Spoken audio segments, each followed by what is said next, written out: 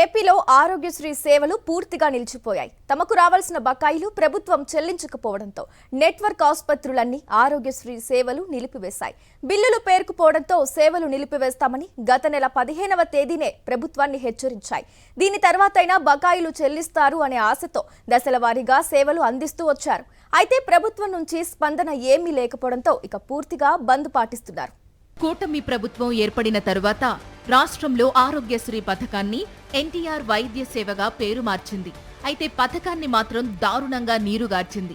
Doctor YSR హయాంలో మొదలైన ఆరోగ్యశ్రీ పథకాన్ని వైఎస్ జగన్ సీఎం అయ్యాక మరింత బలోపేతం చేశారు.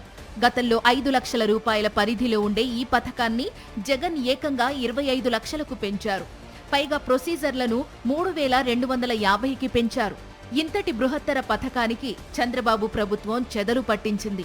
తమ బకాయిలు చెల్లించని కారణంగా రాష్ట్ర వ్యాప్తంగా ఉన్న నెట్వర్క్ ఆస్పత్రులు ఆరోగ్యశ్రీ వైద్య సేవలు నిలిపివేశాయి.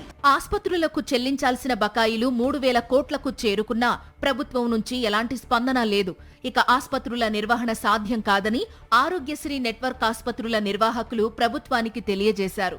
బకాయిలు దశలవారీగా చెల్లించాలని ప్రభుత్వం ప్రవేశపెడుతున్న ఇన్సూరెన్స్ విధానంలో వివిధ చికిత్సలకు సంబంధించిన ప్యాకేజీల వివరాలు స్పష్టం చేయాలని డిమాండ్ చేశారు. అనేకసార్లు వీటిపై చర్చించడానికి అధికారులతో సమావేశమైన ఫలితం లేకపోవడంతో ఆంధ్రప్రదేశ్ స్పెషాలిటీ హాస్పిటల్స్ సంఘం అధ్యక్షుడు డాక్టర్ విజయ్ కుమార్ ఈ నెల 10 నుంచి ఆరోగ్యశ్రీ సేవలు నిలిపివేస్తామని ప్రకటించారు.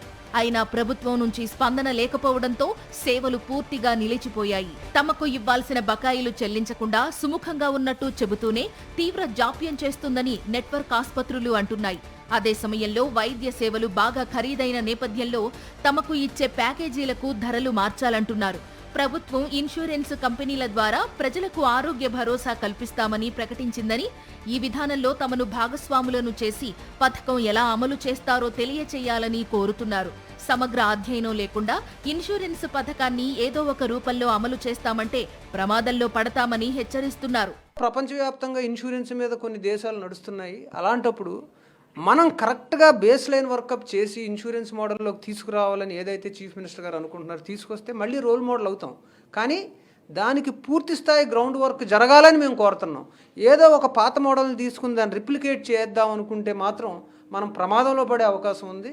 ఆరోగ్యశ్రీ అమలులో ప్రభుత్వం చిత్తశుద్ధితో వ్యవహరించాలని, లబ్ధిదారులకు నెట్వర్క్ ఆస్పత్రులకు ఎటువంటి ఇబ్బందులు లేకుండా చర్యలు తీసుకోవాలని కోరుతున్నారు.